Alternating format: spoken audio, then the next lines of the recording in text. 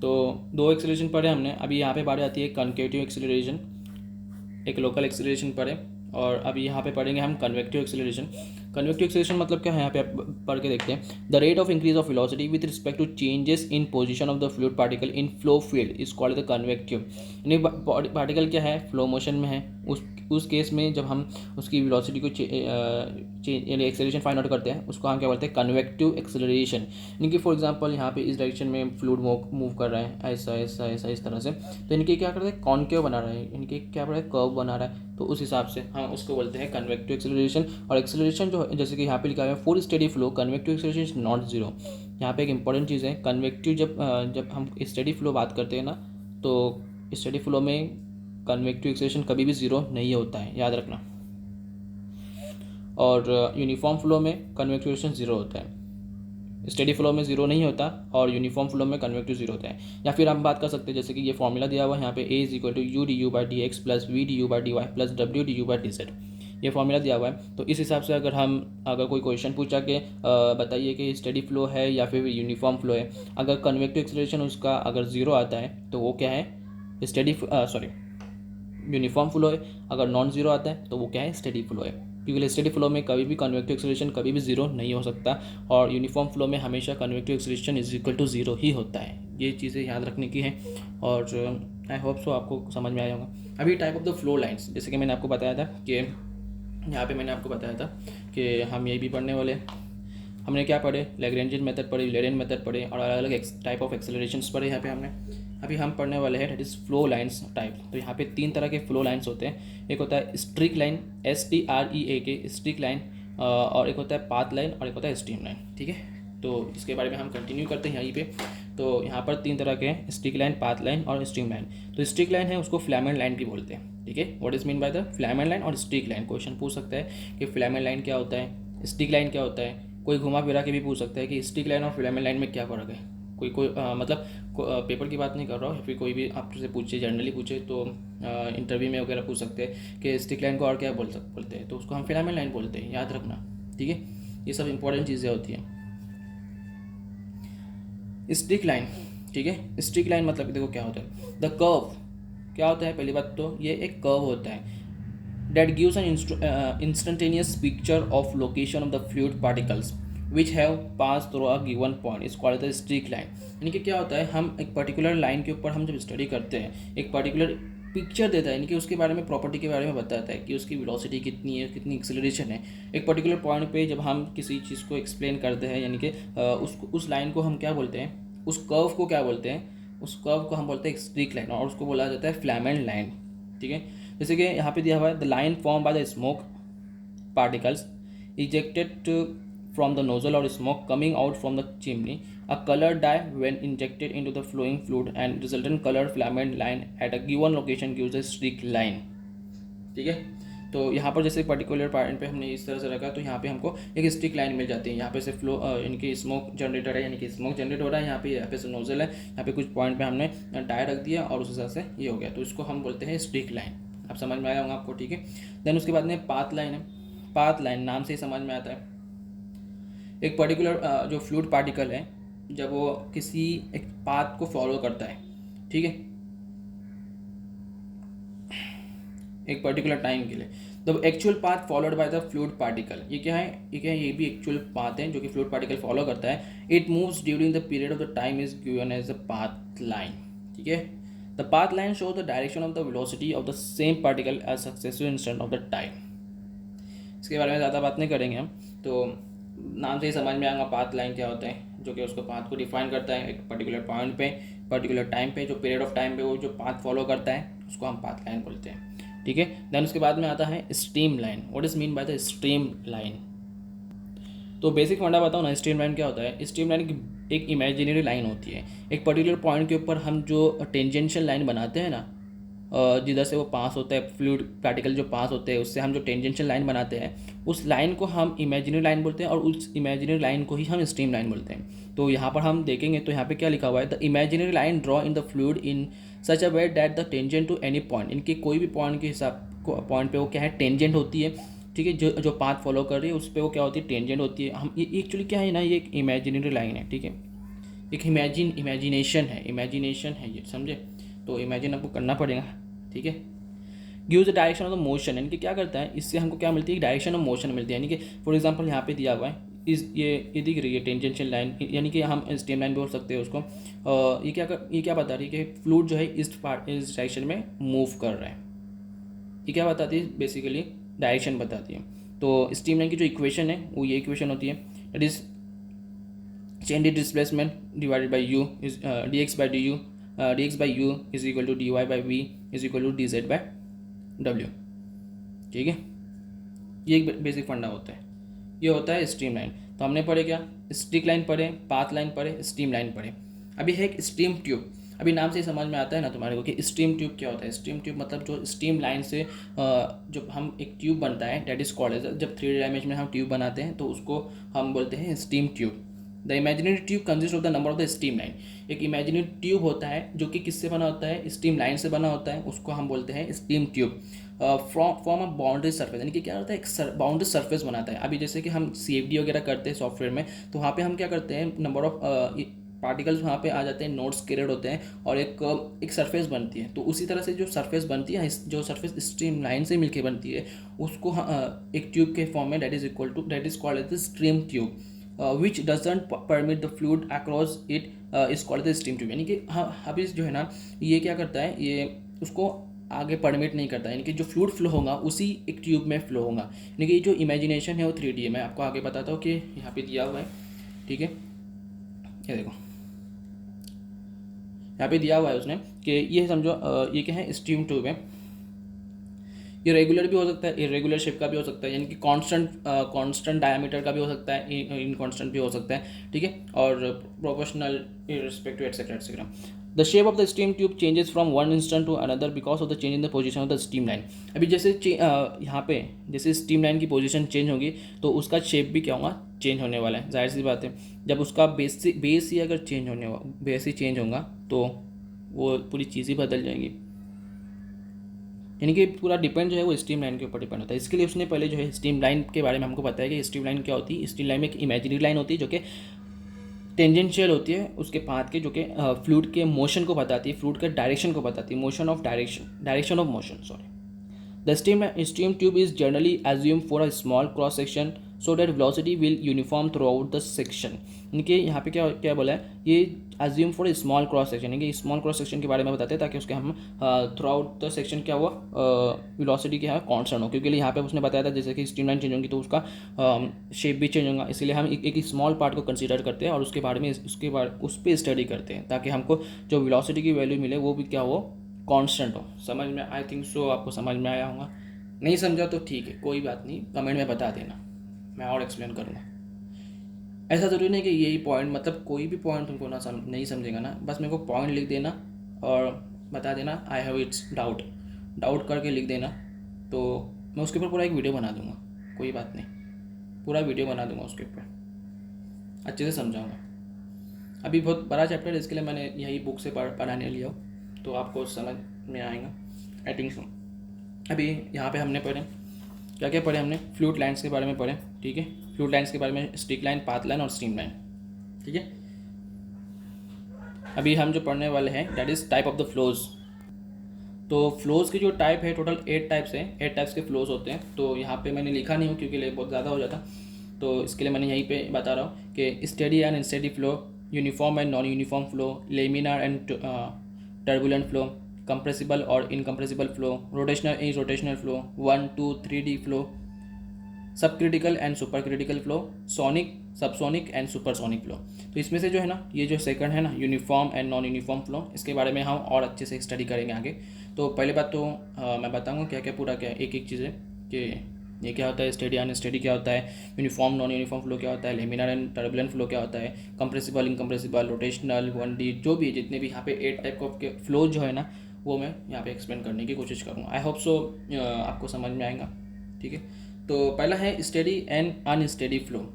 तो जैसे कि वहाँ पे बताया था स्टेडी है, फ्लो स्टेडी है। अगर मैंने लास्ट इसमें थोड़े टाइम पहले बताया था कि कन्वेक्टिव एक्सीलरेशन में क्या होता है, कन्वेक्टिव एक्सीलरेशन में अगर कन्वेक्टिव एक्सीलरेशन अगर 0 है तो वो स्टेडी फ्लो है, अगर नहीं है तो वो यूनिफॉर्म फ्लो है।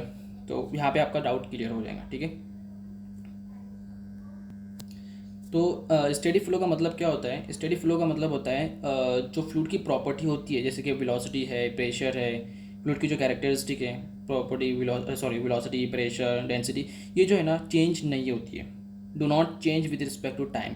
टाइम के हिसाब से कोई चेंजेस इसके अंदर नहीं होता, उसको बोलते हैं, क्या बोलते हैं? स्टेडी फ्लो बोलते हैं। यानी कि जिस फ्लो में टाइम के हिसाब से उस फ्लूइड की कैरेक्टर्स में कोई चेंजेस नहीं होते, उसको बोलते हैं स्टेडी फ्लो। तो यहाँ पे इसीलिए उसने लिखा हुआ है change in velocity with respect to time is zero, change in density with respect to time is zero, change in pressure with respect to time is zero. यानी कि यहाँ पे कोई भी चेंजेस नहीं होता है, यानी कि क्या होता है? कांस्टेंट होता है। Flow of the water with constant discharge through the pipeline is, यानी कि क्या हो रहा है? कांस्टेंट फ्लो हो रहा है पाइप में से, तो उसके अंदर ना कोई वेलोसिटी में चेंजेस हो रहा है, ना उसकी प्रेशर में चेंजेस हो रहा है, ना उसकी डेंसिटी चेंज हो रही है, तो उसको हम क्या बोलेंगे? स्टेडी फ्लो बोल सकते हैं। तो जैसे कि ये पाइप है, मैंने पाइप बनाया यहाँ पे से, ठीक है, यहाँ पे से वाटर फ्लो हो रहा है, तो इतना जो सेक्शन है, समझो इस सेक्शन में पाइप फ्लो हो रहा है, यहाँ पे भी उसकी वेलोसिटी समझो v1 थी, यहाँ पे भी वेलोसिटी v1 थी, यहाँ पे v1 और v2 दोनों मतलब दोनों सेम ही है। फिर यहाँ पे उसका प्रेशर p1 था, यहाँ पे भी प्रेशर p1 ही रहा, यहाँ पे डेंसिटी थी ρ1 और यहाँ पे भी ρ1 थी। तो यहाँ पे चेंजेस में कोई इसकी वेलोसिटी में, डेंसिटी में, प्रेशर में कोई भी चेंजेस नहीं आया, ठीक है। विस्कोसिटी में और भी कैरेक्टरिस्टिक हो सकते हैं, यहाँ पे तो कुछ दिया हुआ है, तो कोई भी चेंजेस नहीं आएगा फ्लूइड के फ्लो के बाद, तो उसको बोलते हैं स्टेडी फ्लो। Steady flow. उसके बाद में अनस्टेडी फ्लो, नाम से ही समझ में आता है, जैसे स्टेडी है तो उसका अनस्टेडी हो जाएगा, उल्टा, it is opposite, completely opposite. देखो क्या लिखा हुआ है, the flow in which the fluid characteristic like velocity, density changes, यहाँ पे चेंज होता है with respect to time, is called as unsteady flow. Steady में इक्वल टू जीरो होता है सब वैल्यू, और यहाँ पे अनस्टेडी में नॉन इक्वल टू जीरो होता है। फिर uniform and non uniform flow, ये स्टेडी अनस्टेडी हो गया। देन उसके बाद में uniform and non uniform flow का यहाँ पे एक छोटा सा दिया हुआ है, यूनिफॉर्म फ्लो।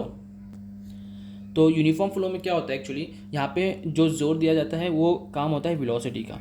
अगर वेलोसिटी चेंज नहीं हो रही है ना with respect to time, with respect to space, तो उसको हम बोलते हैं यूनिफॉर्म फ्लो। अगर चेंज हो रही है तो वो होता है नॉन यूनिफॉर्म फ्लो। तो यहाँ पे हम स्पेस को कंसीडर करते हैं। स्पेस यानी कि फॉर एग्जाम्पल यहाँ से एक स्ट्रीम लाइन है, यहाँ से लेके यहाँ तक कि कोई वेलोसिटी उसकी चेंज नहीं हो रही है, तो उसको हम बोलेंगे यूनिफॉर्म फ्लो। अगर चेंज हो रही है तो वो क्या होगा? नॉन यूनिफॉर्म फ्लो, यानी कि स्पेस भी कॉन्स्टेंट है, और यहाँ पे फॉर एग्जाम्पल यहाँ पे डायमीटर d1 है स्टार्टिंग में, और यहाँ पे भी d1 ही है, तो यहाँ पर स्पेस जो है, यानी कि जो ये जगह है, ये वॉल्यूम है, चेंज नहीं हो रहा है, तो ये क्या होगा? Uniform flow.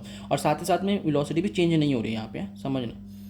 स्पेस यानी कि यहाँ पे हम बोल सकते हैं इसका वॉल्यूम, यानी कि इसका डायमीटर बोल सकते हैं। अगर यहाँ पे समझो डायमीटर d1 है और यहाँ पे जाते हुए डायमीटर छोटा d2 हो गया, तो यहाँ पे स्पेस चेंज हो गया, तो यहाँ पे ये क्या होगा? ये होगा यूनिफॉर्म फ्लो, और ये होगा non uniform flow. Uniform flow UF, non uniform flow NF बोल सकते हो, याद रखने के लिए। तो ये था। देन उसके बाद में नॉन यूनिफॉर्म फ्लो, जब पहले ही बताया कि स्पेस के साथ में उसकी वेलोसिटी चेंज होंगी, यानी कि कांस्टेंट नहीं रहेंगी, तो वो होगा नॉन यूनिफॉर्म फ्लो। यहाँ पे बेसिकली बात है वेलोसिटी की है, याद रखना। यहाँ पे हम बेसिकली वी की बात कर रहे हैं, इनकी वेलोसिटी की बात कर रहे हैं। देन है लेमिनार एंड टर्बुलेंट फ्लो। तो लेमिनार फ्लो क्या होता है? अभी समझो यहाँ पे मल्टीपल लेयर्स हैं, ठीक है, फ्लूइड पार्टिकल्स के मल्टीपल लेयर्स हैं, जैसे लेयर 1 है, लेयर 2, लेयर 3, लेयर 4 है। अगर वो एक दूसरे को क्रॉस नहीं कर रही है, यानी कि एक दूसरे के क्या है? पैरेलल है, तो वो होता है लेमिनार फ्लो। और टर्बुलेंट फ्लो में क्या होता है? इस तरह से जंबल बन जाता है पूरी तरह से, उसको हम बोलते हैं टर्बुलेंट फ्लो। अगर बेसिक यहाँ पे डेफिनेशन के हिसाब से देखेंगे तो क्या लिखा हुआ है? The flow in which the adjacent layer do not cross to each other and moves along the well defined path is called the laminar flow. जो मैंने बताया वो यहाँ पे लिखा हुआ है। Flow of the blood in small vein, flow of the oil in the bearing, flow in porous media for etcetera. यहाँ पे दूसरा टर्बुलेंट फ्लो के बारे में बताया, the flow in which the adjacent layer cross to each other and do not move along the defined flow is called as the turbulent flow. For example river में, अभी नदी में कैसा पानी यहाँ से भी आ रहा है, यहाँ से भी आ रहा है, यहाँ से भी आ रहा है, पूरा मिक्सिंग हो रहा है चिमनी में से स्मोक वगैरह वगैरह, तो यहाँ पे जो फ्लो होगा वो कौन सा होगा? टर्बुलेंट फ्लो होगा। तो लेमिनार फ्लो और टर्बुलेंट फ्लो बता दिया मैंने कि लेमिनार फ्लो में क्या होता है? लेमिनार फ्लो में जो फ्लूइड के लेयर्स है वो हमेशा पैरेलल होते हैं, कभी भी एक दूसरे को क्रॉस नहीं करते हैं, और टर्बुलेंट फ्लो में जो वो हमेशा क्रॉस करते हैं बेसिकली देखा जाए तो मैंने आपको इतना बता दिया, steady flow, unsteady flow, uniform flow, non uniform flow, laminar flow, turbulent flow. फिर से मैं एक्सप्लेन करता हूँ, रिवाइज करता हूँ। स्टेडी फ्लो में जो characteristic characters like velocity, pressure है, वो टाइम के साथ में चेंज नहीं होती, एक पर्टिकुलर पॉइंट के ऊपर, ठीक है, चेंज नहीं होती, उसको बोलते हैं स्टेडी फ्लो। अनस्टेडी में उसका उल्टा है, चेंज होती है वेलोसिटी, प्रेशर, डेंसिटी वगैरह वगैरह। यूनिफॉर्म और नॉन यूनिफॉर्म की बात करें तो यूनिफॉर्म फ्लो में वेलोसिटी जो है ना, वेलोसिटी कैरेक्टरिस्टिक को लिया जाता है जो कि स्पेस के साथ में चेंज होती है। जैसे मैंने बताया था यहाँ पे डायमीटर का चेंज इन डायमीटर, तो उस हिसाब से उसकी स्पेस के अगर वेलोसिटी चेंज होती है तो वो यूनिफॉर्म है, नहीं होती तो यूनिफॉर्म है, और यहाँ पे चेंज होती है तो नॉन यूनिफॉर्म है। ठीक है। दैन लेमिनार फ्लो में बताया मैंने, लेयर्स क्रॉस करेंगी नहीं करेंगी और नॉन टर्बुलेंट में करेंगे। ठीक है, अभी आगे देखते हैं। तो लेमिनार फ्लो और टर्बुलेंट फ्लो की बात करेंगे ना, तो यहाँ पे रेनॉल्ड्स नंबर के हिसाब से उसने कुछ उसको डिफाइन किया है। तो रेनॉल्ड्स नंबर अगर आपको पता नहीं है, जिसको RE इससे डिनोट करते हैं, तो मैं आपको बताऊँगा। ठीक है, तो मैंने यहाँ पे लिखा हूँ, अगर रेनॉल्ड्स नंबर लेस देन 200 है, 2000 है, 2000 से कम है तो वो लेमिनार है। अगर 4000 से ज़्यादा है तो टर्बुलेंट है। अगर 2000 और 4000 के बीच में है तो वो क्या है, ट्रांजिट है। ठीक है, इसको हम आप लिख सकते हो इंपॉर्टेंट के हिसाब से, क्योंकि आगे बहुत काम आने वाली चीज़ है ये। आगे के चैप्टर जैसे होंगे तो उसके अंदर भी रेनॉल्ड्स नंबर आएगा, उसका भी कॉन्सेप्ट आएगा, तो समझ लेना। मैं आपको वहीं पे बताऊँगा रेनॉल्ड्स नंबर क्या होता है। देखो यहीं पे बताया उसने, Reynolds numbers is defined as the ratio of the inertia force of fluid to the viscous force. यानी कि ये क्या होता है, दोनों फोर्स का ही डेफिनेशन है। यानी कि ये अगर बात करेंगे रेनॉल्ड्स नंबर की तो ये क्या होता है, यूनिटलेस होता है, यूनिटलेस। ठीक है, नंबर है, यूनिटलेस है, चलिए ऊपर भी फोर्स है नीचे भी फोर्स है। इनर्शिया फोर्स, इनर्शिया को फोर्स होता है दैट इज रो VL, और viscous force that is mu. ठीक है, inertia force and viscous force, the force which is initiated by the viscosity of the fluid, that is called the viscous force, or inertia force, the force generated by its inertia, energy is called as the inertia force। तो दोनों का जो ratio होता है उसको हम Reynolds number बोलते हैं, inertia force divided by viscous force, that is rho VL divided by mu. ठीक है, आई होप सो आपको समझ में आ रहा है। अगर प्लीज़ अगर नहीं समझ रहा है ना तो मुझे बता देना, कमेंट में कर देना। जो भी कुछ एक वर्ड भी नहीं समझाना अगर, तब भी मुझको बताना कि नहीं समझा, तो मैं अगले इसमें और अच्छा करने की कोशिश करूँगा। कंप्रेसिबल एंड इनकम्प्रेसिबल फ्लो, नाम से समझ में आता है ना, कंप्रेसिबल है इनकम्प्रेसिबल है। कंप्रेसिबल है यानी कि जहाँ पे डेंसिटी उसकी चेंज नहीं होती, do not change the density with by compression is called as compressible flow. Density जहाँ पे कांस्टेंट नहीं होती ना तो उसको हम कंप्रेसिबल फ्लो बोलते हैं, जहाँ पे ये दिखा हुआ है। और इनकम्प्रेसिबल फ्लो में डेंसिटी चेंज होती है, समझ में आया। The flow in which the density do not constant for the fluid flow is called as the compressible flow. जैसे in flight of the rockets, aircraft, यहाँ पे दिया हुआ है। तो बेसिक चीज़ याद रखने की बस, कंप्रेसिबल फ्लो, इनकम्प्रेसिबल फ्लो, के लिए बहुत कुछ पढ़ने के लिए, एक चीज़ करने तो बहुत बड़ी वीडियो बनेगी। यहाँ पे बात आती है रोटेशनल एंड इरोटेशनल फ्लो। तो बेसिकली क्या होता है रोटेशनल फ्लो, अभी फॉर एग्जांपल ये फ्लूइड है, फ्लूइड पार्टिकल है, यहाँ पे क्या हो रहा है, ये इसकी स्ट्रीम लाइन्स के पास में क्या कर रहा है, फ्लो कर रहा है, और उसके हिसाब से ये क्या कर रहा है, यहाँ पे उसके एक्सिस में भी रोटेट कर रहा है। समझ में आ रहा है, स्ट्रीम लाइन पे पास हो रहा है और उसके एक्सिस पे भी रोटेट कर रहा है, तो उसको हम बोलते हैं रोटेशनल फ्लो। और इरोटेशनल उसका उल्टा होता है, अपोजिट। तो रोटेशनल फ्लो की यहाँ पे डेफिनेशन बताऊंगा। तो flow in which the fluid particle while flowing along the stream line, यानी कि ये स्ट्रीम लाइन के पास अलॉन्ग में जब वो क्या करता है, फ्लो करता है, तो also rotate about their own axis, उसके ओन एक्सिस में भी क्या करता है, रोटेट करने लगता है, उसको बोलते हैं रोटेशनल फ्लो। और इरोटेशनल फ्लो में एकदम से अपोजिट बोल सकते हो आप। ठीक है, देखो यहाँ पे उसने इस हिसाब से बताया, जैसे कि ये स्ट्रीम लाइन है और यही फ्लूइड पार्टिकल है, तो यहाँ पे यहाँ पे भी रोटेट हो रहा है और यहाँ पे भी पाथ फॉलो कर रहा है, लेकिन यहाँ पे कोई भी मूवमेंट नहीं हो रहा है, कोई भी एक्सिस के ऊपर कोई भी मोमेंटम या फिर रोटेशन नहीं हो रहा है, तो उसको हम बोल सकते हैं इरोटेशनल फ्लो, बोल सकते हैं, क्या बोलते हैं। फिर बारी आती है 1, 2 एंड 3 डायमेंशनल फ्लो।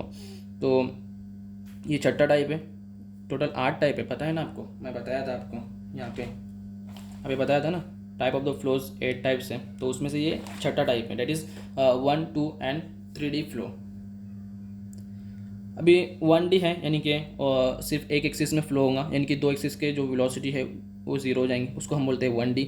2D में फॉर एग्जांपल यहाँ पे 2 फंक्शंस काम करेंगे, ठीक है, यानी कि U और V, और 3 डायमेंशन में तीनों फंक्शंस काम करेंगे।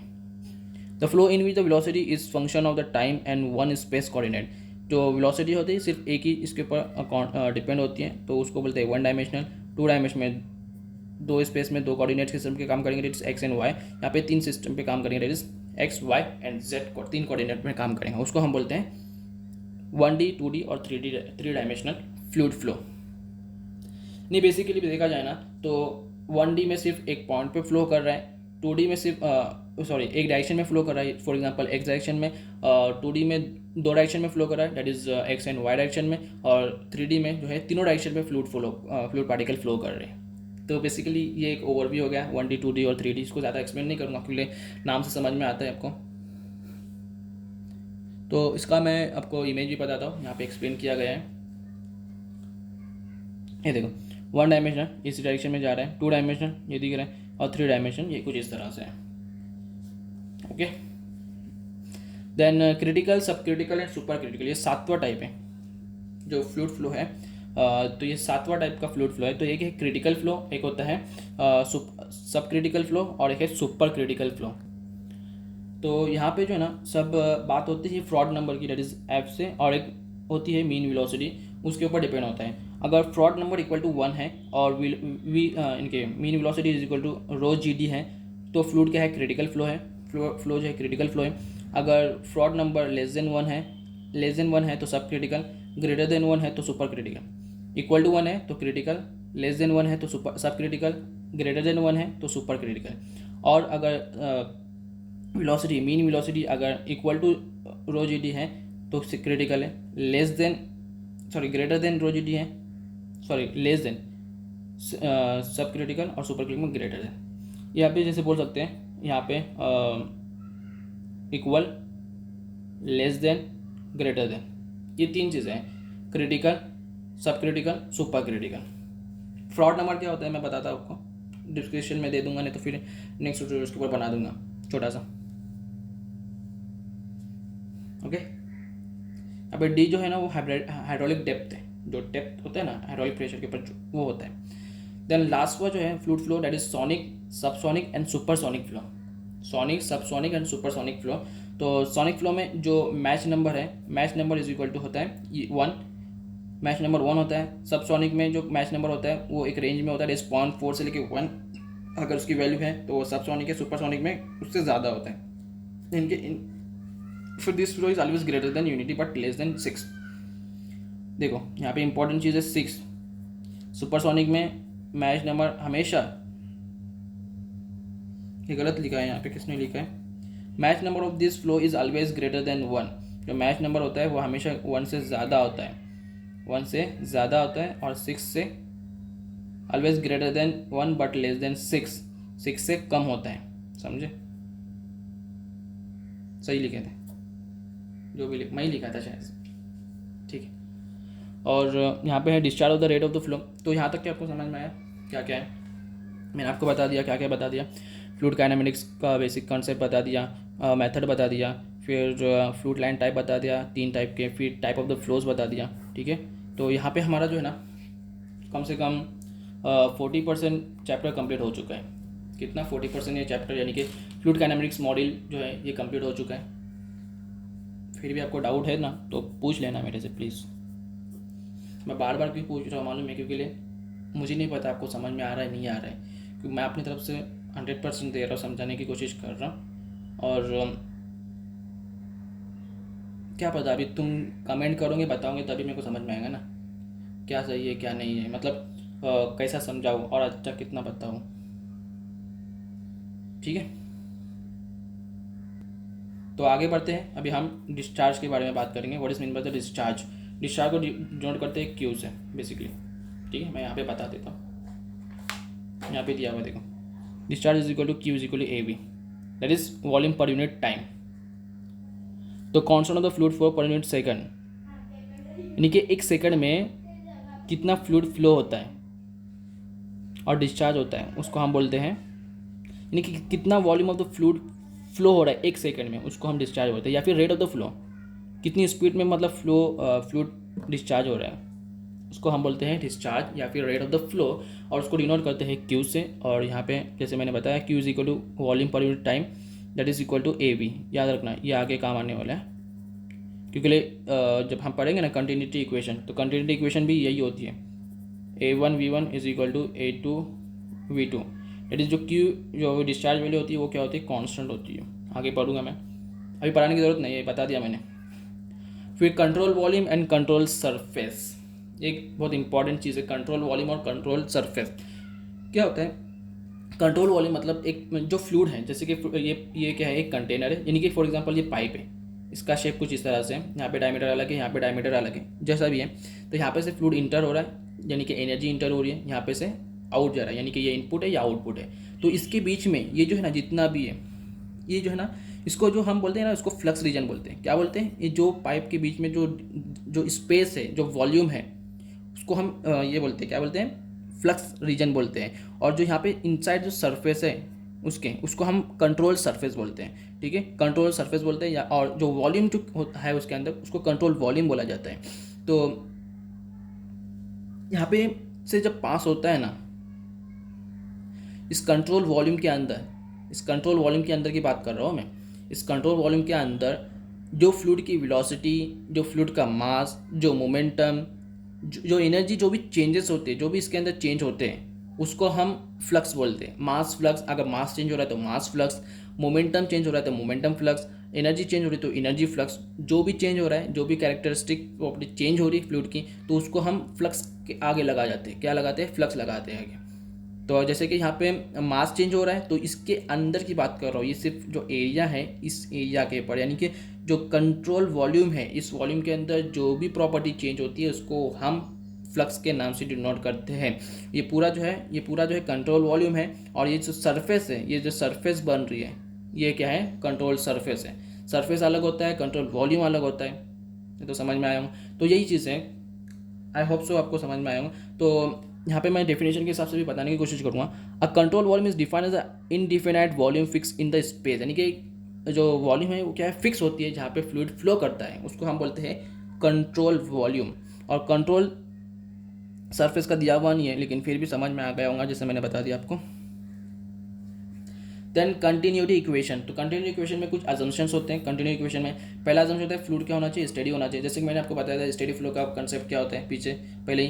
फ्लो यूनिफॉर्म होना चाहिए, इनकम्प्रेसिबल होना चाहिए, वन डायमेंशनल होना चाहिए। इसके लिए मैंने पहले आपको फ्लूइड का टाइप्स बता दिया। ठीक है, आगे बढ़ते हैं। ओके, तो यहाँ पे जैसे मैंने बताया था कि कंटिन्यूटी इक्वेशन क्या होता है। कंटिन्यूटी इक्वेशन में जो डिस्चार्ज होता है वो क्या होता है? कांस्टेंट होता है। That is Q is equal to constant होता है, A1 V1 A2 is equal to A2 V2 होता है। जो पहले भी मैंने बता दिया कि इसकी ज़रूरत नहीं है कंटिन्यूटी इक्वेशन बताने की, कि इसी को कंटिन्यूटी इक्वेशन बोलते हैं। ठीक है, that is discharge is always constant, और you can say AV is always constant. Then rotation rotation जो है ना, बहुत चीज़ लोगों को समझ में नहीं आता है, लेकिन मैं बता देता हूँ, कोशिश करता हूँ। अभी फॉर एग्जांपल, ठीक है, ये फ्लूइड पार्टिकल है। ठीक है, ये फ्लूइड पार्टिकल है। इस फ्लूइड पार्टिकल में इसको हम रोटेट करेंगे, 90 डिग्री रोटेट करेंगे, तो क्या हो जाएगा? ये कुछ इस तरह से बन जाएगा। ठीक है, ये क्या होगा? इस तरह से बन जाएगा। तो इसको हम बोलते हैं रोटेशन। इनके रोटेशन कहाँ पे आया? यहाँ पे हमने जैसे कि एक्स डायरेक्शन में, वाई डायरेक्शन में, जेड डायरेक्शन में। ये तो मैंने एक डायरेक्शन में बताया ना, ये एक्स डायरेक्शन में समझो बताया मैंने। इस तरह से वाई डायरेक्शन में होगा, इस तरह से जेड डायरेक्शन में होगा। तो इसको जो रोटेशन को डिनोट करते हैं W ओमेगा एक्स से, ओमेगा एक्स से। अगर एक्स डायरेक्शन में रोटेशन है तो ओमेगा एक्स, वाई डायरेक्शन में रोटेशन है तो ओमेगा वाई, और जेड डायरेक्शन में रोटेशन है तो वो होगा ओमेगा जेड। ठीक है, आई होप सो आपको समझ में आया होगा। तो मैं ज़्यादा उसको बहस नहीं करूँगा। रोटेशन का मैंने सब कंसेप्ट बताना था कि एक फ्लूइड पार्टिकल है, जब वो रोटेट करता है इस डायरेक्शन में, एक्स डायरेक्शन में, वाई डायरेक्शन में, जेड डायरेक्शन में, तो उसको हम बोलते हैं रोटेशन। तो रोटेशन के बाद मैं बता दिया। तो रोटेशन का जो फॉर्मूलाज है, फाइनल जो इक्वेशन हमको मिलती है, omega x, omega y, omega z. ठीक है, तो ये देख लो, समझ में आ जाएगा। मैं इसके नोट में ये फॉर्मूलाज लिख दूंगा, फिर भी एक बता देता हूँ। Omega x is equal to 1/2 do W divided by do y minus do V by dough z. ठीक है, और लास्ट में जो कंटिन्यूस फंक्शन मिलता है हमारे को फाई, यहाँ पे हमको एक कंसेप्ट मिलती है, that is omega x is equal to omega y. अगर तीनों रोटेशन अगर ज़ीरो है तो फ्लो क्या होगा? इरोटेशनल होगा, जाहिर सी बात है। अगर सब रोटेट होगा ही नहीं, यानी कि पार्टिकल स्टेडी ही रहेगा, स्टैटिक पोजीशन पर ही रहेगा। ठीक है, समझो कैसे बताऊँ? इसी को ही लेता हूँ, ये अगर हम रोटेट करेंगे ही नहीं तो ये ऐसे ही नहीं बनेगा, बल्कि ये ऐसा ही रहेगा, सेम रहेगा, वैसा ही एक्स डायरेक्शन में होगा, वैसा ही वाई डायरेक्शन में होगा, वैसा ही जेड डायरेक्शन में होगा। यानी कि वहाँ पे रोटेशन होगा ही नहीं, तो फ्लूइड क्या होगा, इरोटेशनल होगा, जाहिर सी बात है। तो उसको वो कंडीशन है यहाँ पे उसने मैथमेटिकल फॉर्म में लिखा हुआ है, that is omega x is equal to omega y is equal to omega z. यानी कि rotation in x direction, rotation in y direction, rotation in z direction, all are equal to zero.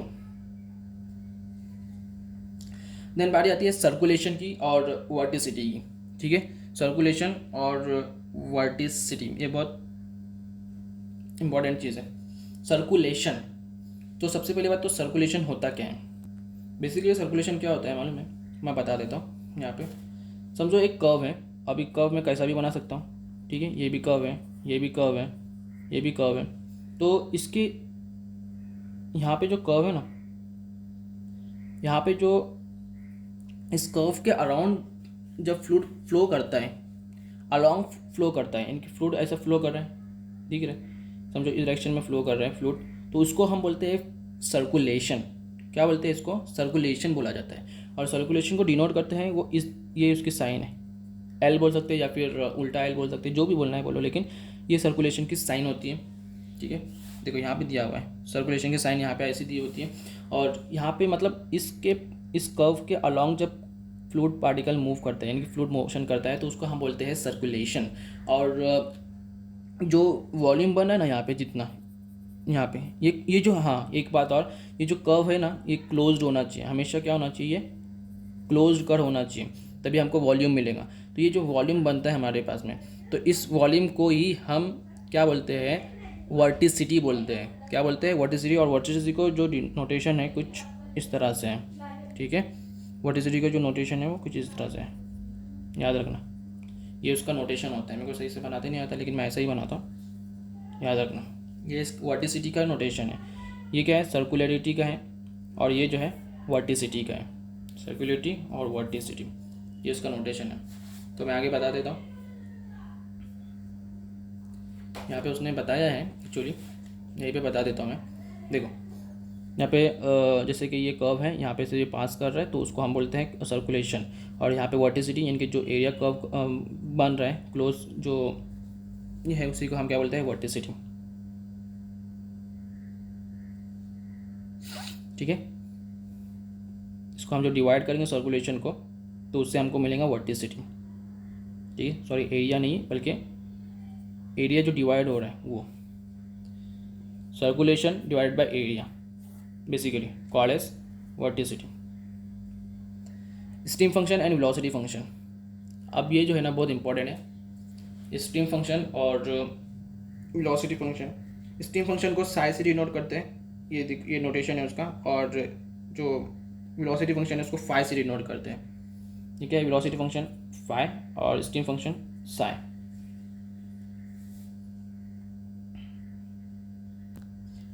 जो steam function होता है वो actually scalar function होता है, जिसकी वजह से हमको क्या पता चलता है, वेलोसिटी, जिससे हमको वेलोसिटी की वैल्यू मिलती है। यानी कि अगर हम विद रिस्पेक्ट टू एक्स, यानी कि एक्स डायरेक्शन में मालूम करेंगे तो हमको वेलोसिटी v मिलेगी, अगर वाई डायरेक्शन में मालूम करेंगे तो -u मिलेंगे। तो ये क्या होता है, ये कांस्टेंट होता है। तो इसका एक डेरिवेशन भी है, अगर ये डेरिवेशन पूछता है एग्जाम में, to prove that do phi by dough y will be do psi by dough y is equal to -u and do psi by dough x is equal to v।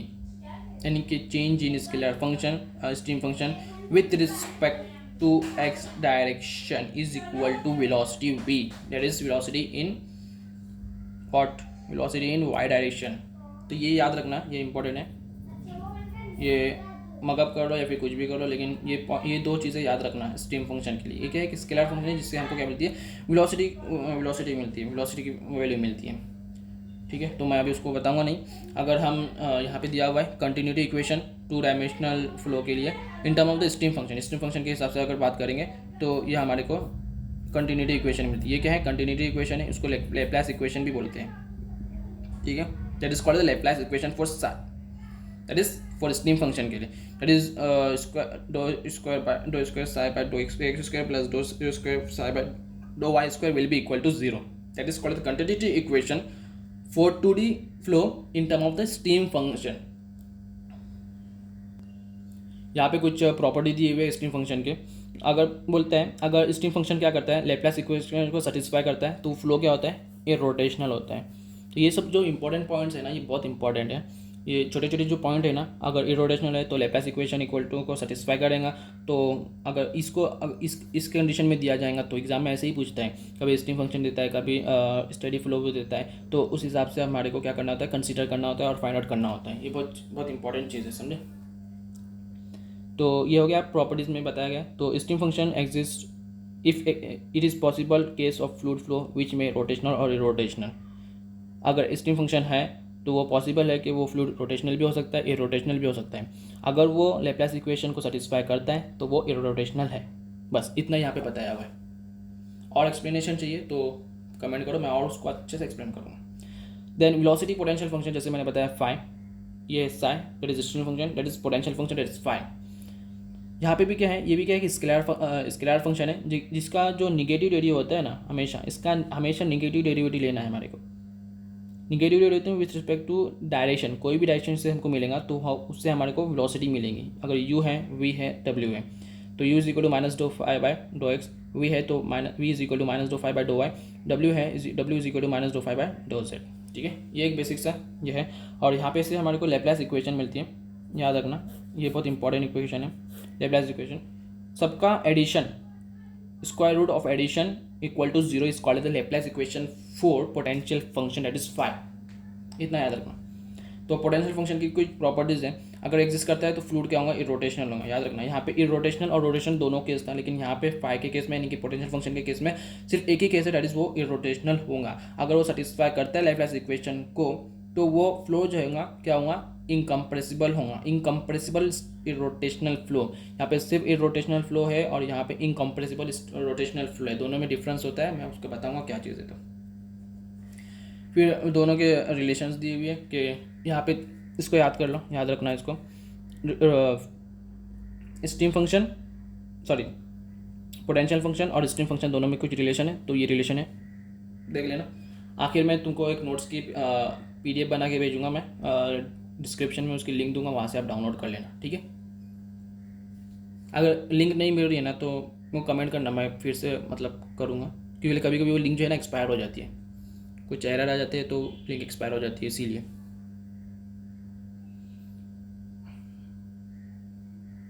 तो यहाँ पे दिया हुआ है equipotential line and stream line are perpendicular. दोनों line क्या होते हैं, परपेंडिकुलर होते हैं। ये हमको एक्सप्लेन करना है, तो मैं उसको एक्सप्लेन नहीं करूँगा, सीधे सीधे बात है। यहाँ पे लास्ट में हमको मिलेगा m1 m2 is equal to क्या होता है, -1, यानी कि दोनों के स्लोप क्या है, -1 है। अब ये तो आपको मैथ्स में पढ़े होंगे आपने कि अगर स्लोप इज इक्वल टू -1 आता है तो वो लाइन क्या होती है, निगेटिव यानी कि परपेंडिकुलर होती है। बस इतना याद रखने के, आगे मैं इसको नहीं बताऊँगा। फ्लो नेट, तो हमने अभी तक के क्या क्या पढ़े, तो हमने पढ़े type of the flows, 8 type के फ्लोज पढ़े, फिर डिस्चार्ज कंसेप्ट पढ़े, कंट्रोल वॉल्यूम पढ़े, फिर कंट्रोल सरफेस, दोनों एक साथ में पढ़े थे हमने। कंटिन्यूटी इक्वेशन के बारे में पढ़े, that is a1v1 is equal to a2v2। Then rotation के बारे में मैंने बताया आपको। Then circulation, that is this one, and vorticity, इन दोनों की चीज़ें होता है, that is vorticity is equal to what, circulation with respect to area divide by area जो कि इनक्लोज होता है उसके अंदर, दैट इज सर्कुलेशन। ठीक है, ये हो गया, रोटेशनल हो गया। स्ट्रीम फंक्शन के बारे में बताया मैंने। स्ट्रीम फंक्शन तो क्या है, स्केलर फंक्शन होते हैं जिसके जैसे हमको वेलोसिटी कंपोनेंट मिलता है। ठीक है, देन अभी फ्लो नेट है, ये बहुत इंपॉर्टेंट है, फ्लो नेट है। फिर फ्लो नेट के कुछ इंपॉर्टेंट यानी कि बता देता हूँ मैं क्या है। तो 1 मिनट ब्रेक लेता हूँ, मैं भी थोड़ा थक गया।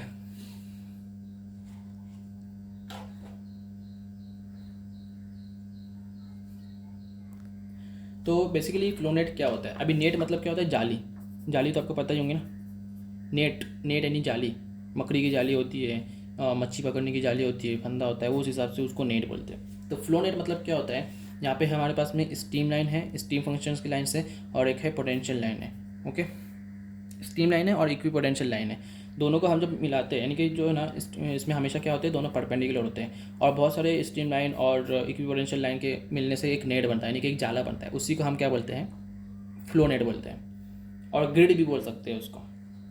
ठीक है, तो यहाँ पे उसने बताया है, जैसे कि यहाँ पे बताया हुआ है कि the stream line equipotential line are mutually perpendicular to each other. जैसे मैंने बताया, दोनों कैसे होते हैं, परपेंडिकुलर होते हैं एक दूसरे के।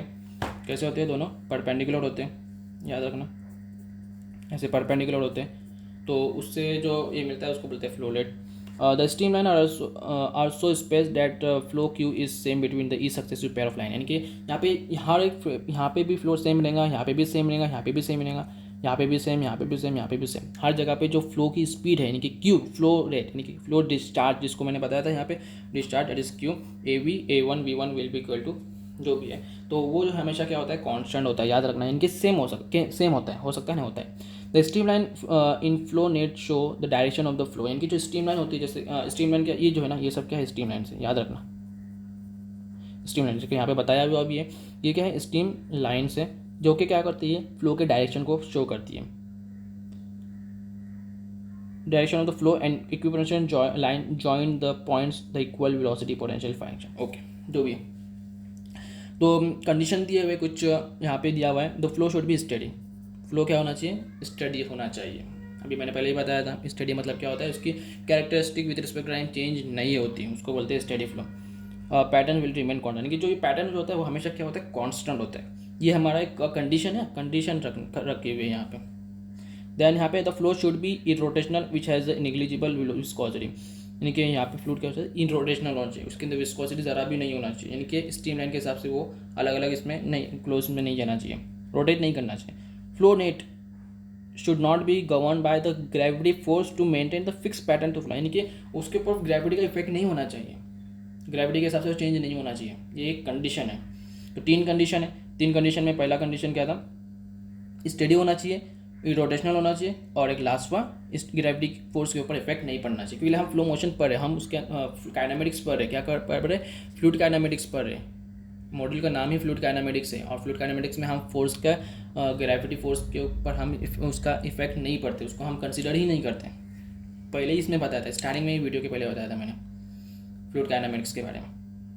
तो कुछ मेथड्स है यहाँ पे फ्लो नेट्स को किस तरह से बनाएं, तो एक है एनालिटिकल मेथड, ग्राफिकल, दूसरा है ग्राफिकल मेथड, और तीसरा है electrical analog method. Analytical method basically x and y की वैल्यू पुट करो, और एक जो नेट वैल्यू मिलेंगी, जो ग्राफ मिलेंगे, जो लाइन मिलेंगे उसको बोलते हैं एनालिटिकल मेथड। ग्राफिकल मेथड हम ग्राफ बनाएंगे, यहाँ पे दिया हुआ है, मैं अभी और एक्सप्लेन नहीं करूँगा क्योंकि ये बहुत बड़ा हो जाएगा, फिर कभी मेरे को बताना, ठीक है नेक्स्ट इसमें बताऊँगा मैं इसको मैं आर लिख देता हूँ, आर मीन्स रिमेनिंग, एक्सप्लेनेशन इसका बचा हुआ है।